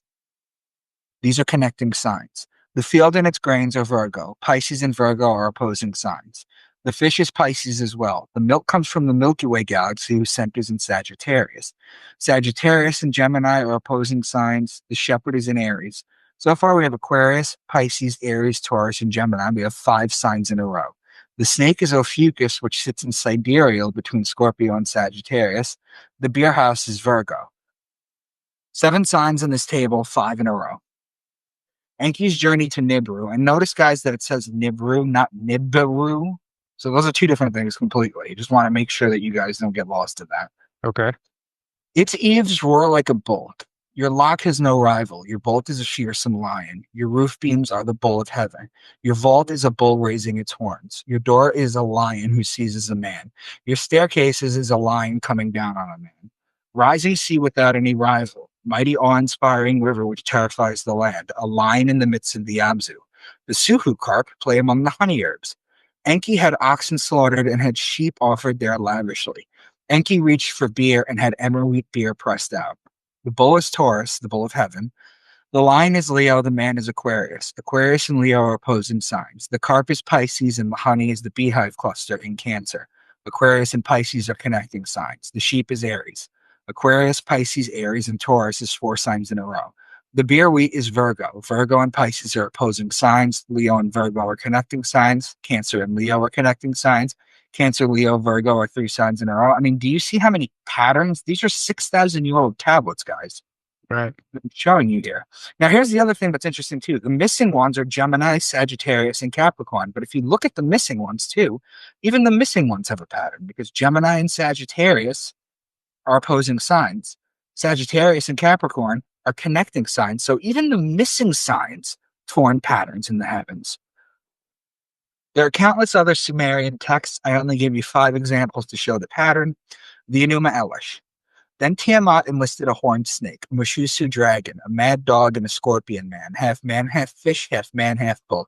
The horned snake is Ophiuchus. A dragon, Draco the mad dog, is the dog star Sirius. Sirius, by the way, is in Cancer. The scorpion man is Scorpio and Aquarius mix. The half man, half fish is Aquarius Pisces border, which blends the fish and the man sign. The half man, half bull, which is half Aquarius, half Taurus. The Code of Hammurabi. If a man had stolen ox or sheep or ass or pig or ship, whether from the temple or the palace, he shall pay 30-fold. The man sign is Aquarius, the ox is Taurus, the sheep is Aries, the ass is Acellus Borealis, or the donkey, located in Cancer. The pig is a constellation called Porcus. The ship is a constellation called Argo that goes from Cancer to Scorpio, so that's 7 signs. Aries and Taurus are connecting signs, by the way. The Egyptian Book of the Dead. I have a couple examples here, too, by the way, for this one. O mighty of knives, lady of the 2 lands, the one who smashes the enemies of the weary-hearted one, the one who does what is wise, the one free of wrong. The name of its gatekeeper is Long-Horned Bull. What is to be said when arriving at the 5th portal? Words spoken by the Osiris Ani, the vindicated. O fiery one, mistress of heat, the joyful one, the one whom the entities of the bald-headed do not descend, the one who asks that something be given to her without the swift glance entering into her. The name of its gatekeeper is one who spears the disaffected. So the lady is Virgo, the woman. The longhorned bull is Taurus, the bull. Then this is also from the Book of the Dead. Chapter for becoming Ta, eating bread, drinking beer, purifying the hinder parts, and being alive in Heliopolis. What will you live on, say the gods and spirits to me? I will live and have power through bread. Where will you eat it, say the gods and the spirits to me? I will have power, and I will eat it under the branches of the tree of Hathor, my mistress, who made offering of bread, beer, and corn. Didn't I mention that bread, beer, and corn is all Virgo? Those who are in Heliopolis bow their heads to me, for I am the Lord, I am their bull. Well, the bread, beer, and corn is all Virgo when you harvest. The bull is Taurus. And this is interesting, guys. Heliopolis was in Egypt. It was the city of light. That's where people went to read books and become enlightened. So you know how that got passed down to us? Because it was called on. So what happens is when you go into a room and it's dark, to become enlightened or turn the lights on in order to see them. Interesting.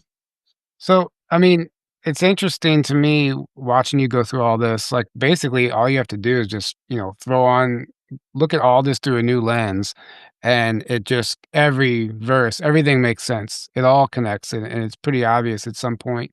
But my question is, to what end? Why go through all the trouble to write these texts in such a cryptic manner? Oh, I'm going to explain it at the end. Okay. Almost none. I have about less than a third left. Okay. So now we're in the Gnostic text. Okay. So this is the book of Enoch. And whatever you guys have heard about the book of Enoch, I'm going to show you this real quick. This is why it's not allowed in the actual Bible. Because in chapter 8:2, it says Sinjar taught enchantments, Armoros, the resolving of enchantments, Barakijel taught astrology, Kokabel, the constellations, Ezekiel, the knowledge of the clouds, Sariel, the course of the moon. And in those days shall mountains leap like rams, Aries, and the hills shall also skip like lambs, Aries, satisfied with milk, the Milky Way galaxy whose centers in Sagittarius. The Gospel of Q. Give us our daily bread today. Which of you would give your child the stone if they ask for bread? Or would you give them a snake if they ask for fish? So the bread is Virgo, the snake is Ophiuchus, and the fish is Pisces. Pisces and Virgo are opposing signs. Everyone who divorces his wife and remarries is unfaithful to her, and whoever marries someone who is divorced is unfaithful to. So divorce, that's law, that's Libra. Which of you, if you had 100 sheep and lost one of them, wouldn't leave the 99 in the hills and go after the one that got lost? Divorce, marriage, court is all Libra. The sheep is Aries. Those are opposing signs. The secret gospel of John. Sophia saw what her desire produced. It changed into the form of a dragon with a lion's head. So the dragon is Draco. That goes from Aries to Sagittarius. And part of that is Aquarius. Aquarius' opposing sign is the lion's head, or the lion in Leo. The gospel of Thomas. Happy is the lion that a man will eat. The lion will become a man. Cursed is the man whom the lion eats, for that lion will become a man. They're talking about ingesting an animal and their components will become part of you, or you a part of them. However, in astrology, the lion is the sign Leo. The sign of the man is Aquarius. They are opposing signs on the zodiac. It's the same story. This is how you get Daniel and the lion's den. You have two zodiac signs and you just write a story around it using these keywords. Man is like a skilled angler who casts his net and draws it up full of fish. They're talking about the man, Aquarius, and the sign of fish, Pisces. These are connecting signs. So if I were to show you how to create a merman, right? You take the man, Aquarius, and Pisces. These are connecting signs. If you want a mermaid, you take the fish, Pisces, and Virgo, the opposing sign. If you want to do like bull riding and bullfighting, that's Taurus and Aquarius. Shepherding, that's Aries and Aquarius. Jousting would be 2 times Sagittarius. Bull riding, bullfighting, Taurus and Aquarius. Fishing, Aquarius and Pisces. I mean, there's just so many different things, as above, so below, that you can make out of this. Lion taming, Leo and Aquarius. I mean, there's just so many. The Gospel of Mary Magdalene. Mary questioned her master, at the end of an eon will all matter be destroyed. Each zodiac sign is considered a house. So the house of Aquarius, the house of Pisces. Each sign is also called an eon. I think I mentioned that at the very beginning. Mm-hmm. The Gospel of Philip. When he came to his disciples in splendid glory on the Mount of Olives, so olives, he wasn't small. He became great and made his disciples great so they could see him in greatness. On that day, he said in gratitude, you have united perfect light with Holy Spirit, unite us with the angels as well. Don't scorn the Lamb. Without him, it is impossible to know the King. No one may visit the King without robes of light. So the olives are on Libra, the Lamb is Aries. These are opposing signs. The Good Samaritan gave wine and oil to the weak man. Those are both Libra also. The Gospel of Judas. A nearby lake of still waters quenched our thirst. The place reminded us of David's famed shepherd psalm, our souls were restored. The lake of still waters is Pisces the water. The shepherd is Aries. These are connecting signs. The Gospel of Gematria, discovered by Billy Meyer. So the first slide I have is not astro-theology. The first slide I have is just something interesting that I found. Now, this is supposedly written 2,000 years ago, okay? So keep that in mind. The Earth can nourish and support 500 million people of all the human races. But if these laws are not followed in 2,000 years, 10 times 500 million or 5 billion people will exist, and the Earth will not be able to support them anymore. So where have we heard the 500 million before? This gospel was discovered in 1963. So in 1963 minus 2,000 years, look at what the population was in 1963. It's eerily close to this. Well, what was created in 1980, guys, that talks about the 500 million? The guidestones. Yeah. Georgia Guidestone.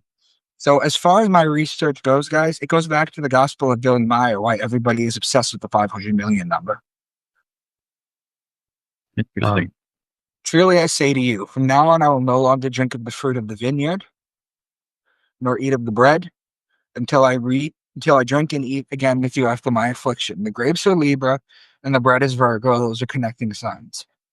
This is the Quran. You guys are going to laugh at how obvious at this point in your education with me for just an hour this is going to be to you now. Those who do not know say, why has not the Lord turned the word to us, and why will he not show us a sign from heaven? Similar words are spoken by those who came before, and their hearts alike. We interpret the signs for those who are committed to faith. And how beautifully all people see the love of earthly passions. Here are women and sons. There are mountains of silver and gold, and marked horses and herds of cattle in a plowed field. The women are Virgo, the sign of the woman, and the sons are the boys in Gemini.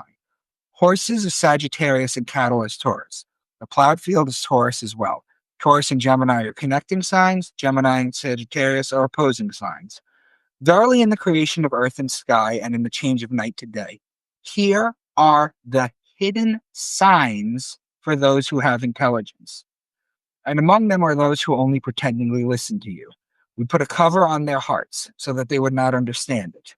And we covered their ears with deafness. And even if they see all the signs, they will not believe them.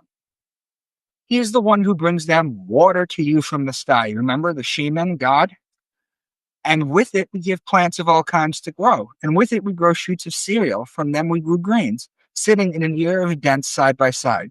From the date palm, its ovaries, bunches of fruits hanging low, gardens of vines, olives, pomegranates, which in many ways are so similar yet so different from each other. When fruits appear on them, rejoice in how they are poured and ripen. Truly in this are hidden signs for those who believed in God. So what are the hidden signs in this passage? Well, the grains are planted in Taurus, the April showers bring May flowers, water from the sky, the grains grow, reap in Virgo, gardens of vines and olives, grapes and olives are pressed in Libra. This is how you read this. These are the signs. This is how you read these books. And whoever wants to own a beautiful garden of date palms and vines, which is washed by abundant streams, where for his pleasure all kinds of fruit, while old age befalls him, and the children are weak, so that a fiery whirlwind falls on the garden, and swallows it all to ashes. So the Lord explains his signs to you so that you can understand. The vines are vineyards in Libra, and the streams are the streams and the water signs of Pisces and Aquarius. Also, so that's the Quran, guys. I mean, there are people killing each other over this, the literal interpretation of this. Now, check this out. 72 virgins, right? That's what all the terrorists do this for, right? There's a sign, or there's a star called 70 Virginis, which glitters Virgo. So there's your 70. Then there's one virgin in Virgo, that's 71. Plus the virgin you marry on Earth, that's 72. Those are your 72 virgins. It's all astrology. It's not, you're not going to go to heaven and have 72 virgins. It's all here. It's all out there. Right. And on top of which, a lot of Muslims will say, yeah, but you're allowed to have multiple wives. And that's true. You can if you're a Muslim. But the caveat to that is you have to be able to afford them. You're allowed to have up to 4 wives if you can afford them. And most can't. So let me finish off with the Book of Mormon. Nevertheless, I went forth, and as I came near unto the house of Laban, I beheld a man, and he had fallen to the earth before me, for he was drunken with wine. Yeah, and I also thought that they could not keep the commandments of the Lord according to the law of Moses, save they should have the law. Both wine and lawly things take place in Libra. And after the house of Israel should be scattered, they should be gathered together again, or in fine, after the Gentiles had received the fullness of the gospel. The natural branches of the olive tree, or the remnants of the house of Israel should be grafted, or come to the knowledge of the true Messiah, their Lord, their Redeemer. Therefore, remember, O man, for all thy doing, thou shalt be brought into judgment. Well, the olives and the judgment both take place. The law and the olives and the wine take place in Libra. And my father said he should baptize in Bethabara beyond Jordan. And he also said he should baptize with water, even that he should baptize the Messiah with water. And after he had baptized the Messiah with water, he should behold and bear record that he had baptized the Lamb of God, who should take away the sins of the world. Baptism is literally Aquarius. The Lamb of God is Aries. And I looked and beheld the Lamb of God, that he was taken by the people. Yea, the Son of the everlasting God. So the Son, that's Aquarius. And I saw and bear record. The Lamb of God is Aries. The Son of God, or the Son of Man, is Aquarius. Judging takes place in Libra. Libra and Aries are opposing signs. So once again, guys, my point once again is not that those ancient people told literal stories and we are now smart enough to take them symbolically, but that they told them symbolically and we are now dumb enough to take them literally. Now you guys see why I put that quote in here like 3 times. So the German philosopher Arthur Schopenhauer once said that all truth passes through 3 stages. First, it is ridiculed. Second, it is violently opposed. Third, it is accepted as being self-evident. So do you understand the great implication here? What is more likely? That all the Western ancient holy texts that we take for granted are living, breathing books, that the book of Revelation keeps coming true, or that the ancient elites that have encoded all our texts this way and are tailoring events that people can interpret as coming true? Right. Yeah, Yep, exactly. I agree. Right. So I just wanted to share this real quick. I also have a Truth or Book series, Into the Rabbit Hole series. I'm the author of the Into the Rabbit Hole series. And these are my 8 books. Some topics that I go into: Gematria, etymology, numerology, astronomy, astrology, astro-theology, out-of-body experiences, the Akashic records, symbology, remote viewing, religious secrets, capstones of the pyramids, DNA encoding, mystery school channelers, near-death experiences, DMT monitoring, lucid dreaming, acoustic levitation, physics and quantum physics, psychotherapy, psychology, spiritual guides, Tesla tech, shared dreaming, crystal technology, conspiracies that not many people know about, corruption and secret societies. And for any of you who are interested, because I just gave one slide for each of the books, because obviously I'm not going to read all of them because it would take me 10 years. But if you go to my website, debunkmywork.com, you'll be able to find all my work. There's a way to email me. All my social media is on there. If you guys want to reach out to me, you want to follow me on Facebook or Twitter or Instagram, please follow me this way. My website has the little icons for all of the social media. I have a Rumble too. I actually got kicked off of YouTube previously, so I'm not on YouTube anymore. But dude, I gave you an 80-minute primer in 6,000 years. So now that you guys have seen this and we've been through all this, what are your initial thoughts? Well, for one, I'm impressed for a number of reasons. I'm impressed that you put the research together, that you even had the wherewithal to figure it out and compile it in such a way to make it digestible. I'm impressed that the information was as mind-blowing as it was. And I mean, I like the name of your website, Debunk My Work, because once you lay it out like that, it's really hard to argue. And I'm impressed at how fast you were able to go through it and still make it relatable without. I'm impressed at at your presentation skills because it takes a lot to keep somebody's interest for that long with that text, with that dense, heavy, text, text heavy, whatever I'm trying to say. I thought it was great. I wasn't. I kind of grew up with a religious background, but I always opposed it as, I was just always against it for whatever reason. Don't know why. But this makes a lot of sense to me. So what I'm trying to say is I really didn't have the religious programming because I resisted it.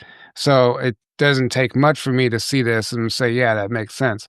But somebody who has that religious background, it might be a little harder for them to accept this. And that's probably why they don't want to talk to you. I mean, that's Right. why I see it. You know, I've been doing this. I've done over maybe 1,100 podcasts in the last 5 years. I only went public after my book series came out. My first book came out. I've been doing interviews for 5 years, and not one single death threat. Not one. Also, not one single video on YouTube debunking me or saying, here's why Micah Dank is wrong or anything. That's why I named my website Debunk My Work, because it's short, it's easy to relate. I went into this looking to be debunked. I was like, I'm seeing all these patterns, guys. Tell me what I'm missing. Right. I mean, is this the kind of thing? Is this the presentation, the kind of thing you guys might want to have at your conference next year?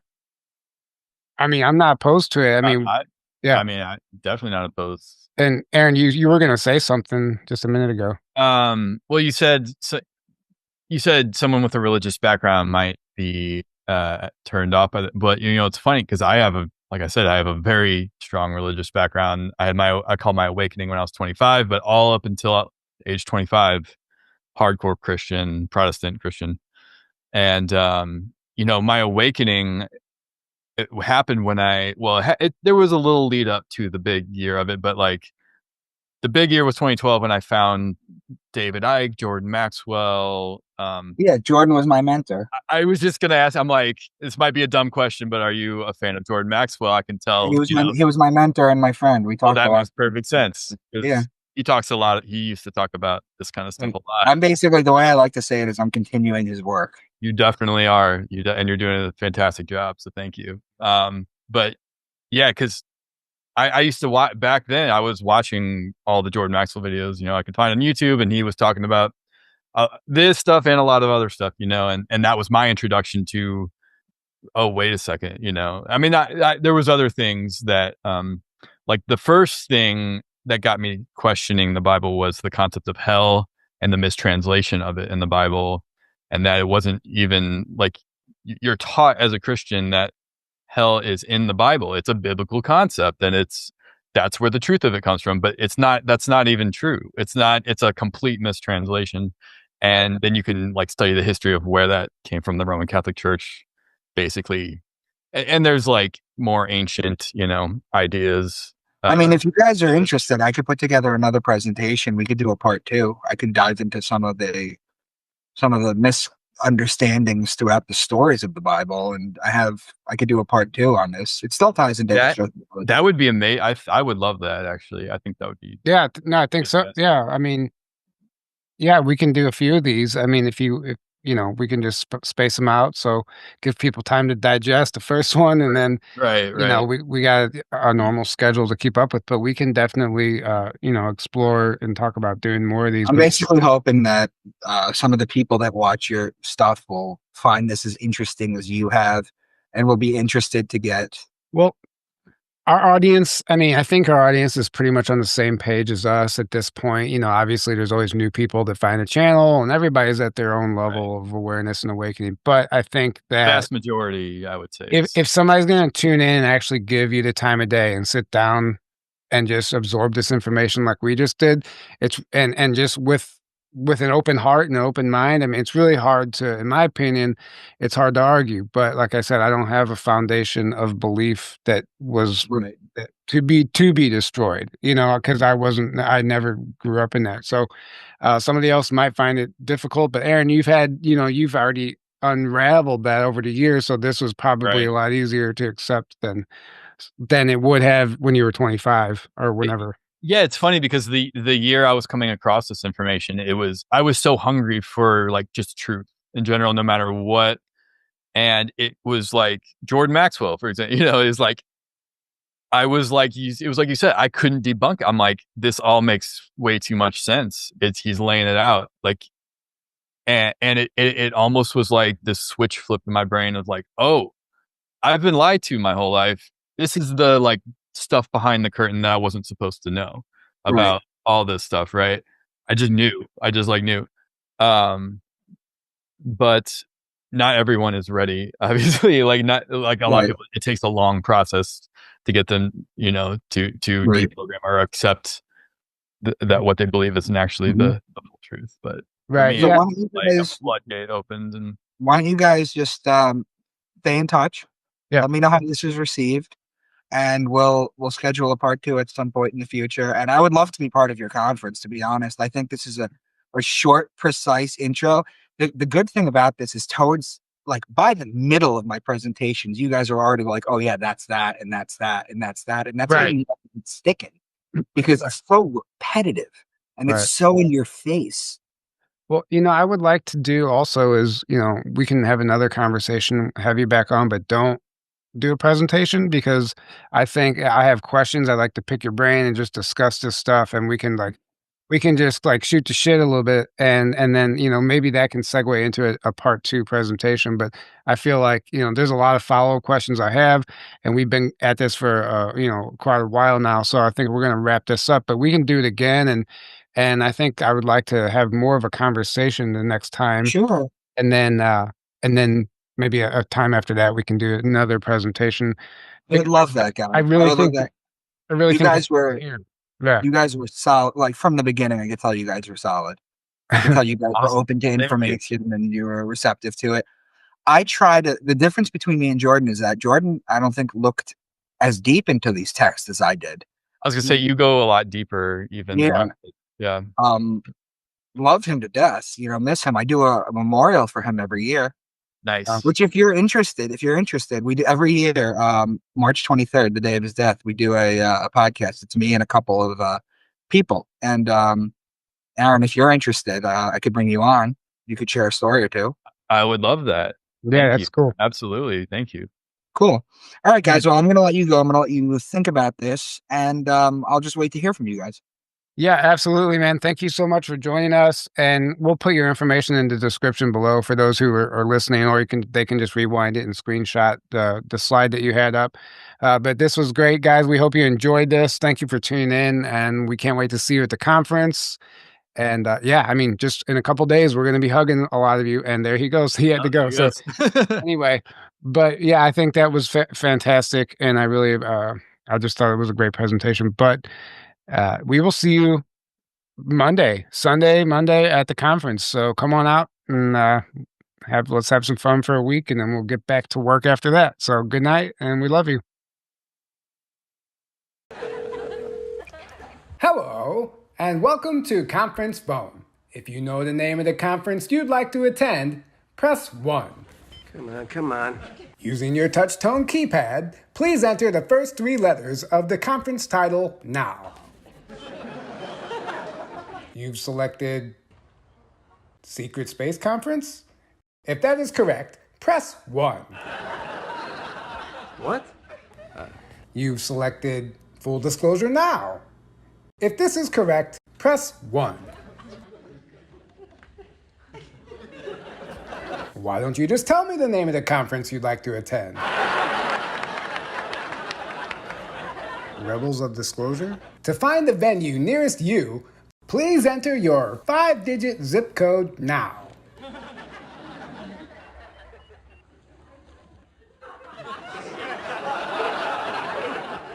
Why don't you just tell me where you want to attend the conference? Pierre Marquette Lodge and Conference Center?